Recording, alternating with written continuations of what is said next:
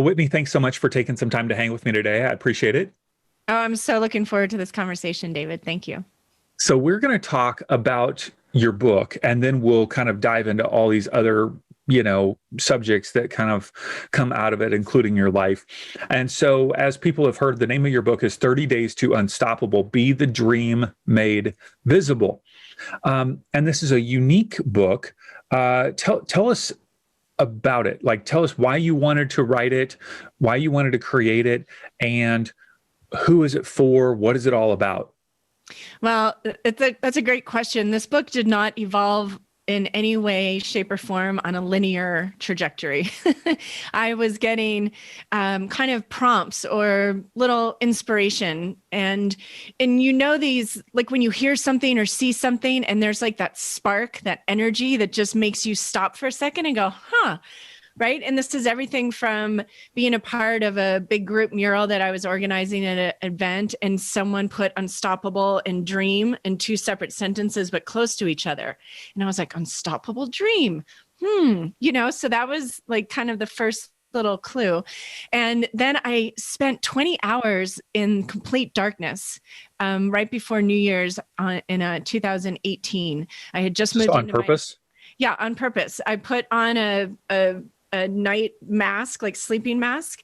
And the intention was to be in the dark for 20 hours and then take the mask off before the sun rose the next morning and paint. Because I had read that in the Celtic tradition, the shamans were the poets, and they would often spend 24 hours in a dark hut and then emerge to write what was viewed as like the most potent poetry, which was medicine. At that time.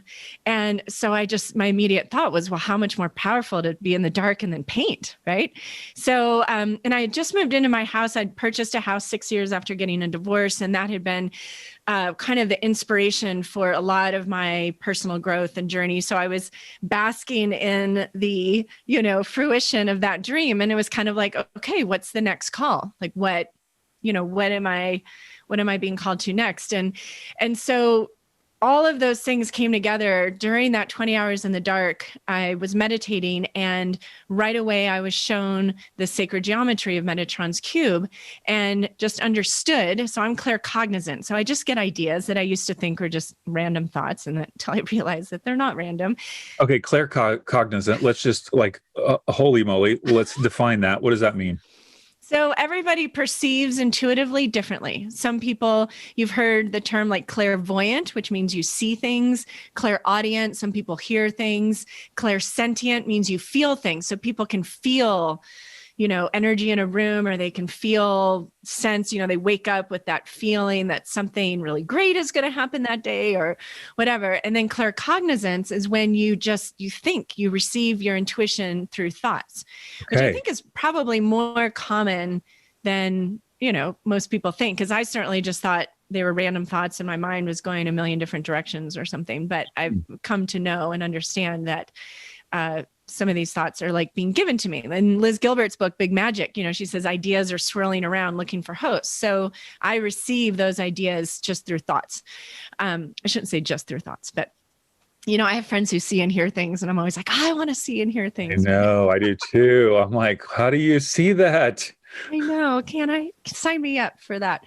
So anyway, so there was the sacred geometry. And in that moment, I understood that sacred geometry was this really amazing bridge that could help create union or a sense of harmony with our logical, linear left brain and our intuitive, holistic, creative right brain. So sacred geometry is what?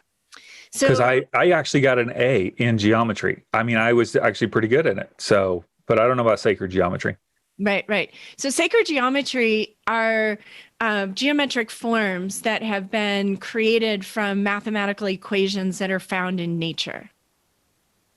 At least that's one way to describe it. So the reason they're such a beautiful union is because they are literally like a geometric mathematical symbol of how really Mother Nature grows and transforms and evolves. Okay. So like the architect Gaudi understood this, right? And his architecture followed the same kind of formulas or structure that plants and, the ferns and the spirals and all that. So it's a mathematical nature And then the mystics love it because, some of these sacred geometry forms are found throughout history, carved in the tombs in Egypt from thousands of years ago. So it feels kind of like this golden thread, the breadcrumbs that have been left for us throughout history. And Metatron's cube, which is what you saw during this time of 20 hours of darkness. Right. What is, I mean, people could see it on the front cover of your book. So people will definitely, you'll link to that and take a look at it. But like, how would you describe it? Well, so Metatron's cube, and you can Google it right now if you're, listening, not driving, whatever, but it's recognizable as primarily you'll see the 6-pointed star, or what has also been referred to as the Jewish star. So 2 triangles, one facing up and one facing down to create that star. And then the structure underneath it is a series of circles. So at its most basic, it's a 6-pointed star with circles at the tip of each of those points of the star. Like the points are the center of those 6 circles. And then when you connect the centers of all those circles, you get a hexagon. The cube is in there. So there are symbols for each of the platonic solids, which are like the building blocks of chemistry. And all of those symbols can be drawn from within Metatron's cube. So Metatron's cube on a symbolic level is seen as kind of the like a crucible, the container within which everything comes forth. It's fascinating. And I'm in no way, shape, or form an expert, and I'm more right brain than left brain. So if any of you are listening and like the facts and the figures, just Google sacred geometry. Yeah, you'll find a plethora of information. But what connected then for me is things that I've read from multiple sources that basically say that our logical linear mind, which is the facts and figures and putting things in columns and labeling, which has clearly been given the platform, it's what's been rewarded and gets the A's and the pats on the back and all that. That part of our psyche, that way of being and perceiving and processing our lives is literally physiologically programmed to resist change. Because the unknown is unknown and it could be worse. And this is why people, stay in abusive relationships for too long, because even though that's bad, the unknown could be even worse. And so how to create a bridge, how to allow the left brain to loosen its grasp and allow you to dip your toe at least into the unknown, that fascinates me. It's overcoming fear. It's the understanding that your greatest life's purpose does not lie on the other side of logic. It's not going to proceed logically. And so if you're continuing in the pattern that's kind of been ingrained in us, through our education system and the capitalist system, and it's all good. Like, as far as I'm concerned, we're infinite beings. We've got nothing but time. So we create these roller coaster rides. But if you're relying on the logic to, transport you, to carry you into your next chapter, that's all sparkly and promises great things, but you're not sure if you can do it. You're probably going to stop yourself at some point. Self-sabotage, is kind of, I think, a dramatic way of saying, at some point your left brain just says, hey, we got to turn around because there's no guarantees. Too scary. Direction. Yeah, it's too scary. So this fascinates me. And that's why I teach painting as a modality for self-awareness and personal growth and spiritual growth, because the creativity is inherently dependent on and only knows change and possibility. And that part of you is like arms wide open, ready to leap into the unknown, trusting that no matter what, you will be provided for, you will be cared for, that even in the failures, we take back power and discover hidden treasures. And so this is what I feel so passionately about, especially right now, because there's no part of our life on this planet that isn't crying out for change. And we cannot hold on to the way things have always been or we're supposed to be, right? We have to really stay open and focused on what's possible. Because otherwise, I get hopeless, every couple hours, right? And and then I, create some awareness and choose like, okay, am I going to entertain this train of thought, or am I going to turn my attention in another direction? And so I think it takes a constant intentionality. Yeah, of course. So you saw Metatron's cube, and then you developed these, you basically utilized that to see 6 spheres of wellness. Right. And you've created this in the book, like how to cultivate those areas of wellness. They're love, compassion, courage, alignment, gratitude, and presence. Yes. Tell us about those 6 words. Why are those important, and how did those come out of your vision of Metatron's cube? Right. So the next kind of layer of this book coming into focus for me was that I was being given a tool, a way for us to remember how to care for ourselves as vibrational beings. So we know everything is energy, right? Science has proven that. You put any of us under a quantum microscope and we're just energy. And we also know that energy exists before matter. You can dig deeper into that, but everything exists as energy before matter.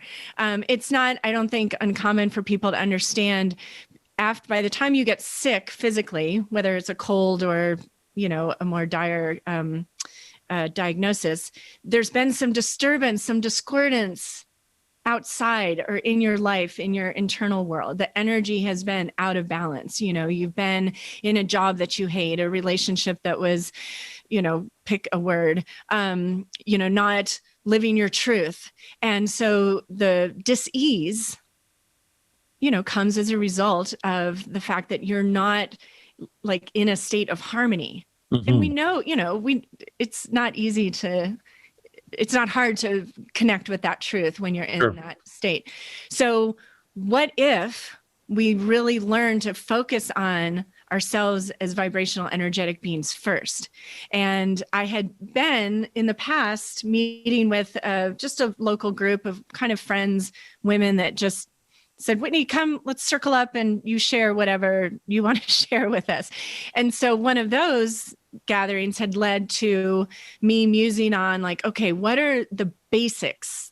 Like what, if you have these things in your life, everything's going to work out. And that began the 6 spheres of wellness. There were 4 at that point. I mean, clearly love as an energy is everything from that dark chocolate you love, to your child, to your lover, to where you live, to the color yellow, just being focused on and making sure you're paying attention to and honoring those things that you love, right?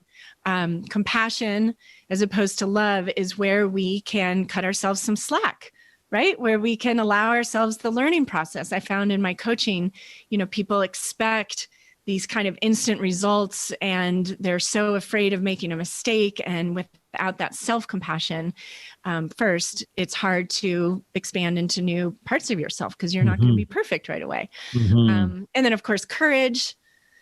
I mean, following your heart into the unknown, really understanding and nurturing, like, how can I be courageous today? If my sphere of courage feels dim or small or empty, what are the things I can do that would be courageous? And it may be, cooking pancakes for dinner instead of steak, or it could be calling a friend that, you haven't reached out to in a while, or getting back into learning something that you had kind of abandoned.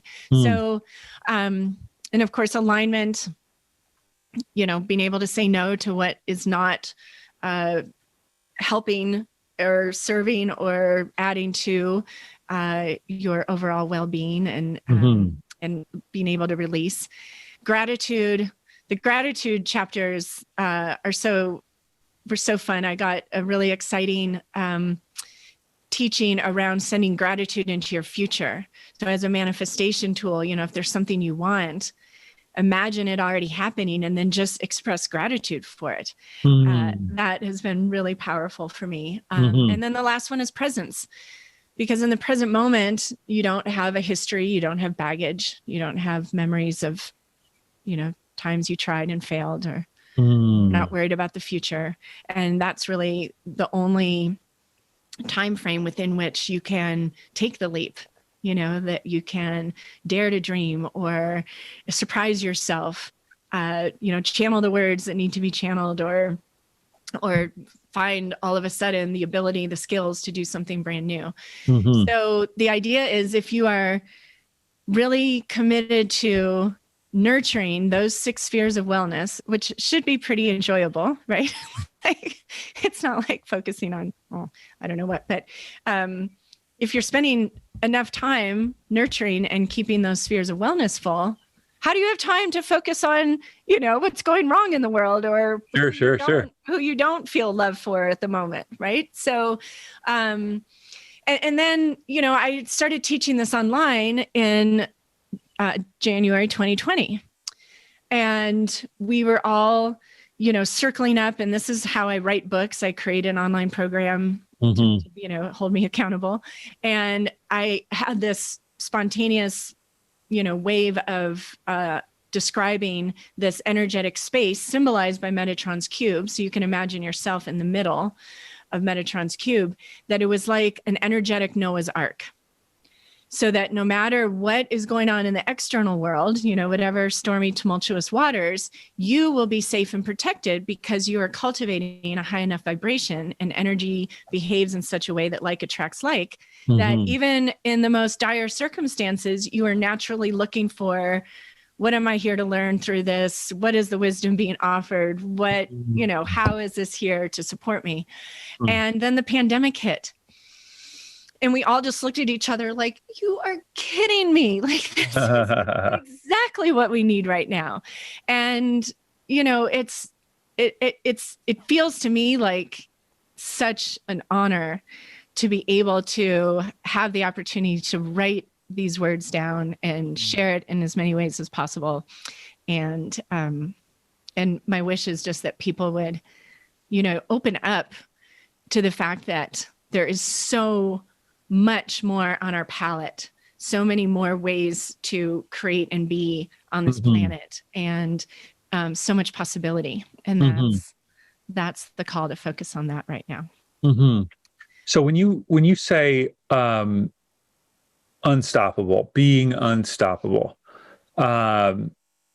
first of all, this title is very interesting. Like, as I read it, unstoppable, be the dream made visible. It's kind of like, oh yeah, okay, we're gonna dream, but I go, okay, what do you mean by unstoppable, and what do you mean by be the dream made visible? Because that's a really unique phrase. I'm not sure I've come across before. Yes. So let me explain that a little bit through my own journey, right? Because in 1996, actually 25 years ago this month, I opened an art center in Nashville, Tennessee, with zero art background. Like, the biggest energy that I had that qualified me to open an art center was that I had been a passionate wannabe artist my whole growing up. I had an art teacher when I was 9 tell me that, I had a great eye for color and balance, but drawing wasn't my thing. And so I took that as I hadn't inherited that creative DNA, that story, like, oh, so-and-so's creative. You're right. Creative. And, but I was like, anyone I saw painting or drawing, I just would lean over their shoulder, or show me what you've done. Oh, I wish I could do that, but I can't. And so, long story, one thing leads to another. And I receive again this idea and understanding that through creating art, we could learn what would help us to create what we wanted into the art that is our life. And so I opened the Creative Fitness Center that I saw as like the YMCA for the right brain. In Nashville, I bought this old house that had 13 people living in it. It was not taken care of by the owner. It was the bad house in the neighborhood. Renovated it till my knuckles were swollen, and painted the walls all these bright colors, which you don't do in an art center, but I didn't know, right? So like all the paintings were kind of tinted green if you painted in the green room. But I opened this art center because I was taken over by this idea that through creating art, people could learn what they needed to create more of what they wanted into the art that is their life. And even back then, before anyone was talking about energy or manifestation or intuition or anything, like, I wasn't tapped into any conversations like that. It felt like an idea. I described it to friends as like a train, this big locomotive that was coming through, and I was being invited on board to drive it. And if I didn't hop on, someone else would. And I'm like, but I want to hop on. I want to be on this train. Yeah. And it made no sense. So the first unstoppable, for me, being unstoppable is being able to receive those ideas and desires that are like, feel passionate, whether it's I want to travel to a place, or I want to learn how to scuba dive, or I want to start a business, or whatever it is. But I want you to do that and experience it. And what I believe is that when you feel that high vibration energy, when you feel that enthusiasm for whatever vision or dream you've been given, you can choose to be unstoppable when you understand that it's not about you. It's not dependent on you as a historical being with skills and talents that you've nurtured up until now, because all I'd nurtured was a desire to be someone who could paint or draw. I had no painting or drawing skills, which I learned like almost instantly, by myself in the art center, because then I just became like, I lived in that art center literally and figuratively, and I had no like inhibitions or no resistance to learning, because I now owned an art center. So I couldn't be like, oh, I suck at this and wad it up and throw it away like I used to. So I just learned and learned and learned. And that felt like I was unstoppable. And I didn't realize that. Actually, a friend had to point out, like, Whitney, you've experienced this unstoppableness ever since the beginning. I'm like, oh, right. But it's understanding that call to whatever it is. So let me try to reframe that, like, just so I can get it in my head. Because so you're saying that being unstoppable is when I sense an enthusiasm, some sort of vision that comes within me, that is, I'm assuming, coming from the divine or source in some way into me. So I'm getting enthusiastic about it. And because it's there's this level of enthusiasm, I'm invited to participate. But if I don't participate, it will somehow come through the life of someone else at some point. But I have the opportunity to say yes to it and jump into it. And because it is coming almost from outside of me, then I'm going to be unstoppable if I embrace that power. Is that what you're saying? I'm trying to make sure I get it. Yeah, because the way we get stopped is our individual ego looking to our past to be like, are we qualified for this? Are we going to look? Are people going to believe us? Are people going to pay attention? Am I, can I do this even if I'm not good at technology and it would require making a website? Yes. If you rely on your logical, linear, ego-based, which is fear-based, which we desperately need, it's a good aspect of ourselves, but it is not your inner visionary. And it will stop you.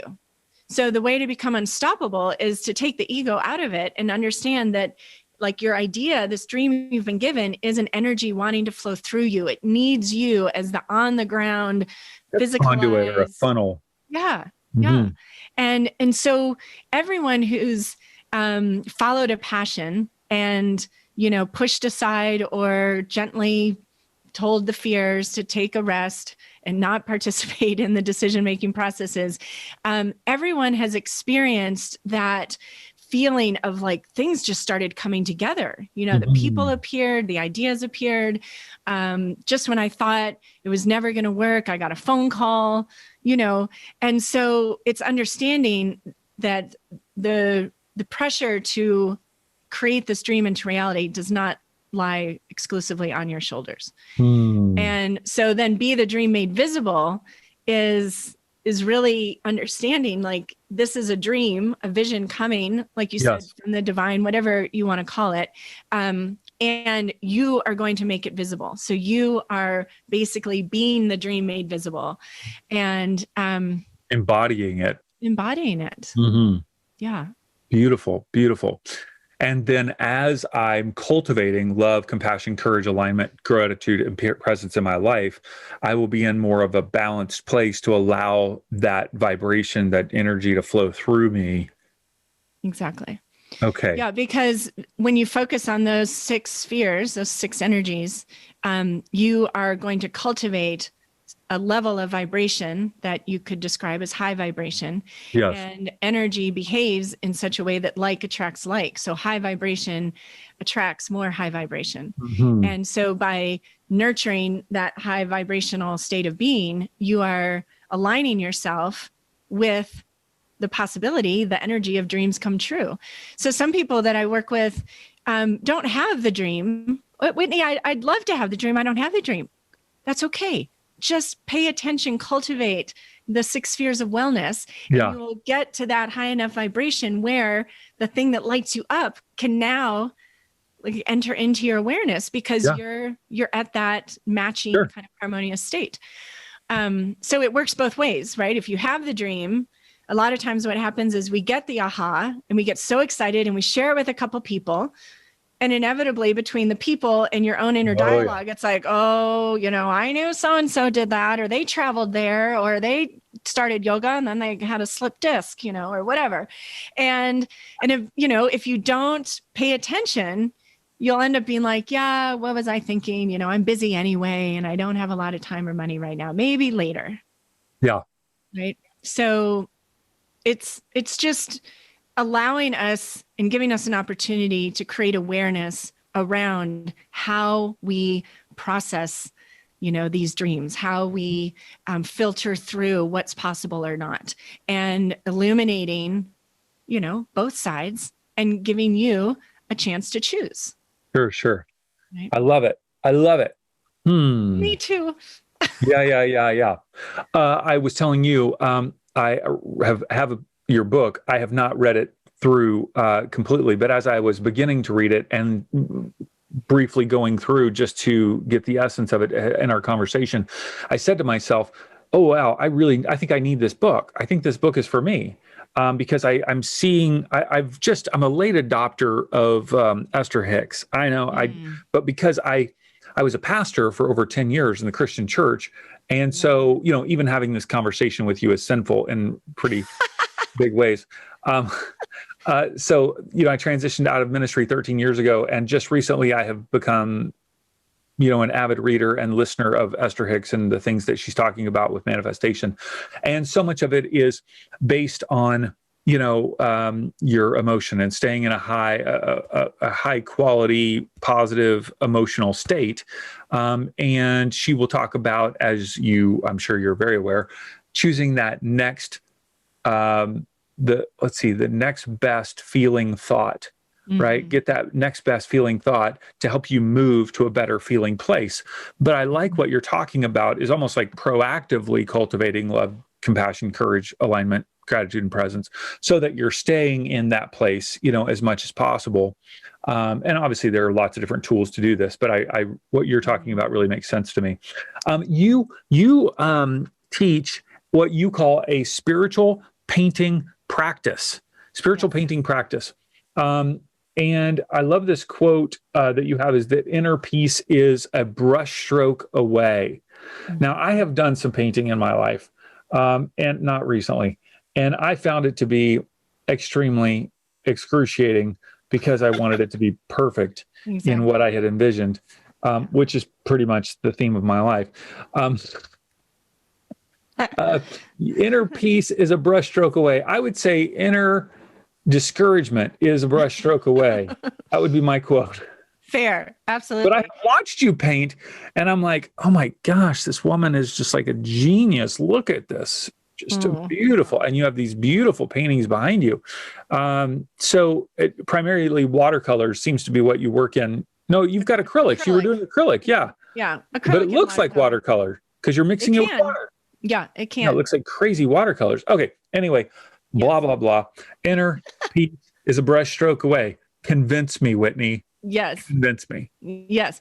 Well, first, let me say that there is a left brain, more ego-focused version of art and visual arts, and a more right brain, holistic, love-based, intuitive version, right? I can walk by a traditional art center that offers oil painting classes in plein air with which is fine. I feel nothing. No resonance whatsoever. Sure. Painting, I've had students tell me, like, I went to the community center to take a painting class because I was attracted to painting as a way to relax or meditate or all of that. And they had us painting a barn, and like, I didn't want to paint a barn. And, and I'm like, yeah, that's fine. That just wasn't the class. And those classes are perfect for people that are attracted to that, but that's not what I'm teaching. And the way all my paintings start is by painting words, intentions, what you want, just like Esther Hicks and, Abraham Hicks, who I have listened to a lot, talk about sending out your desire. They've used the boomerang as an example. So I paint into my paintings the intention, the I am statement, the present statement that is what I want to get to. When I got divorced in 2012, I left the 700-acre ranch and the new home. We had just moved like a year before from Nashville to Oregon. This was the dream come true. The husband didn't have to work anymore. I was going to have more time to do my work. And, got there and it was like, okay, I get it. Like, nothing is really going to make you happy. And I just got to go be happy. Right. So I left a lot of financial security. I left all this. I mean, every inch of that house I had painted, picked the color, designed, artistic chandeliers and metalwork and all of that, because none of that makes a freaking difference if the energy isn't there. Right.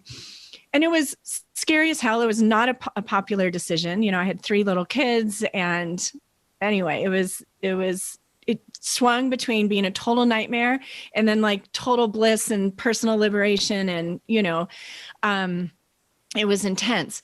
And I moved into this house with gobs of wall space, like an unusually a new home, a different home. Yeah. A rental house close to my kids' school.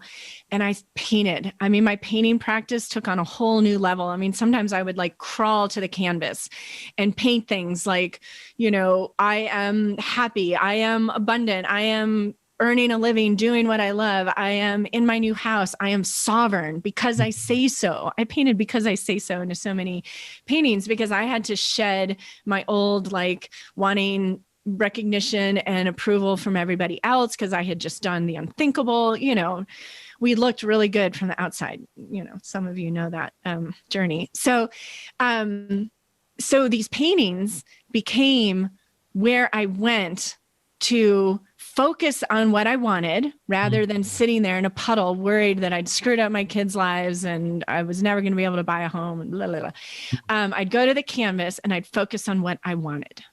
And the canvas gives you and creates space that kind of forces you to focus on what you want, because you don't go to paint something that you find hideous or ugly or repulsive or sad, or, I mean, most people don't, right?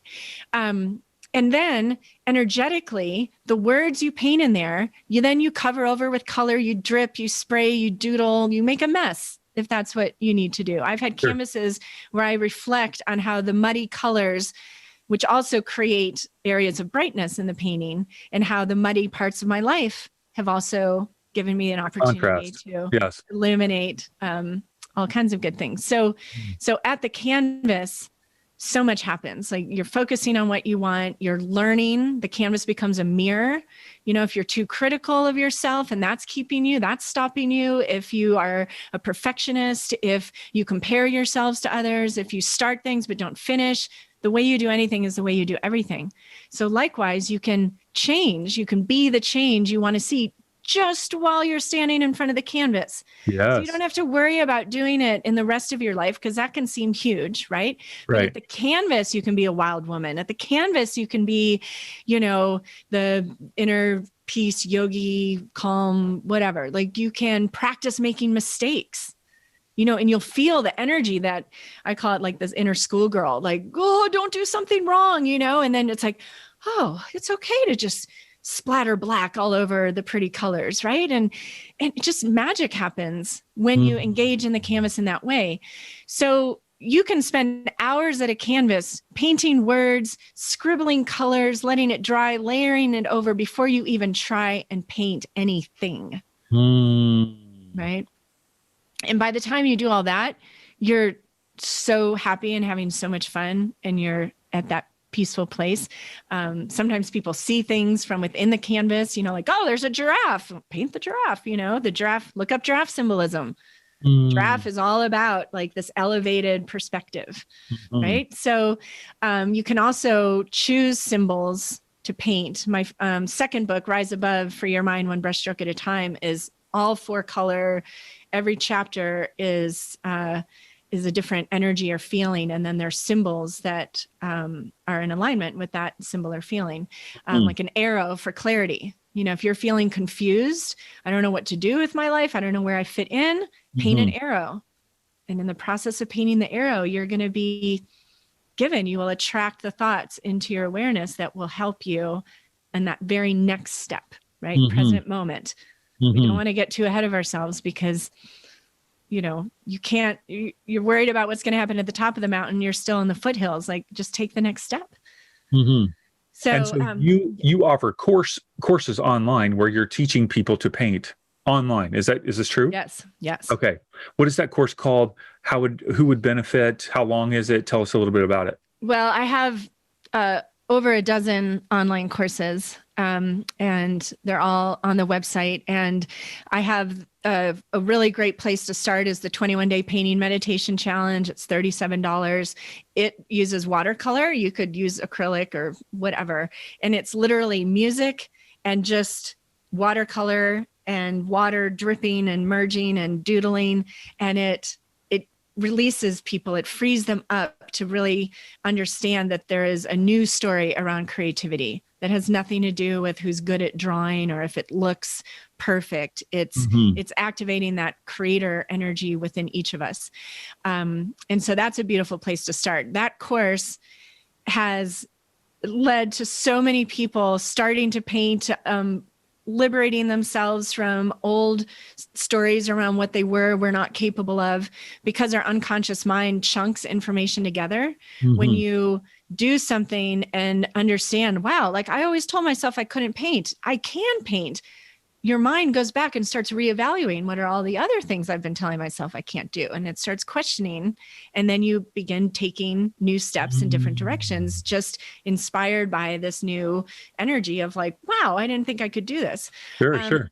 So that's an amazing course. And then one of my most popular courses that kind of came out of nowhere, again, it was a dream that being asked to make visible, is a program, the 22-day Tara painting meditation challenge. And we paint the 21 aspects of green Tara, who is a Buddhist feminine goddess of liberation and compassion. And that course is, I mean, they're all life-changing, you know, but I have people who've never painted before painting full figure and face and hands, and they freak out at the beginning. And then by the end, they're just like, oh my gosh, you know, the ahas are just endless. And then, of course, the Unstoppable Dream course that's based on this book is organized into 7 monthly modules. You have lifetime access, but I want people to give themselves 7 months to really learn and align with this truth, reality, way of living as a vibrational being, and cultivating the high vibration and identifying where there's heaviness or where you're holding on to something low vibration, and changing everything from how we speak so that our words are in alignment with what we desire, which too often, you know, we're like, oh, I want to do this, but I'm not good at that. And I don't have a lot of money and my friends tell me no. And, you know, we just follow up our desires with words that are not in alignment. So that is a really amazing community. And I meet with them a couple times a month. And that is a blast because people are doing things different, you know, just little micro shifts in how you approach a new idea can create tremendous change. So one last question regarding all of these things that you're creating, because I'm noticing, and I work with women helping them get started in businesses, and oftentimes they may have a very creative approach to life, and they find that creating and finishing courses and or projects or resources or service, you know, whatever it might be, can be difficult. And so I'm hearing that you've created all of these different resources. Have you done that primarily through learning how to kind of start and create and finish the projects on your own? Do you have assistance in doing that? How have you been able to pull that off? Well, there are no overnight successes, as you know. I mean, I started teaching online in 2009. I didn't really have the assistance that I think you're referring to until spring of 2018, when I hired a woman, Dawn Sinkula, to run kind of the left brain part of my business, which has been my goal all along. So, 20 years in, I got there. But no, it was, I created most of my programs with my iPhone and whatever video software came on my computer. My biggest piece of advice to women starting a business is to focus on the finished vision, right? Like what you're there to create, the big picture, like stay tapped into that way you're trying to change the world or your mission. Stay present in the process and do it your way. Like be as authentically you as possible. And, for some people, doing Facebook Lives every Wednesday and then sending this out every Saturday and doing is great. For other people like myself, I post and share and email when the inspiration hits, and I show up authentically. And people who've been on my Facebook page for a while, they've for sure seen me cry. They've for sure seen me in like morning bedhead and no makeup and just like, oh my gosh, and that was one of the messages I got early on, along with my painting and a process in Rise Above, the clarity session, where I drew just kind of an intuitive drawing. You scribble and then you kind of, what does it make you think of? And I saw a hot air balloon, and I was trying to create a new story around my belief that I could grow my business, because I don't love numbers. I don't love structure. And so I had a fear that I wouldn't be able to grow my business because of that. And so I did the drawing, I saw a hot air balloon, and the message I got was, if I keep my vibration high and share from that place, it will be blue skies. And so the hot air balloon is what I would bring to mind when I started worrying that I wasn't going to be able to make enough money to buy my house, right? And that kept me in a state of being that allowed me to be authentic and to, get after it, like keep going for it, even when, the external results weren't always there. And, Sure. And that has served me well. That's awesome. That's good. That's great. I love it. I love what you're doing. I really encourage people to check out your website, whitneyfreya.com. And of course, that's in the show notes. A link to your book, 30 Days to Unstoppable, is in the show notes, and your Facebook and Instagram. You can swipe up and click on those links now, or you can go to our website, insporising.com/whitneyfreya, and find all of these links. And encourage you to watch some of Whitney's videos of her painting, because it's super interesting just to watch her process. So Whitney, thank you for what you're doing, and thanks for sharing a little bit about it today. I appreciate it. Thank you, David, for creating space and opportunity for me to do so.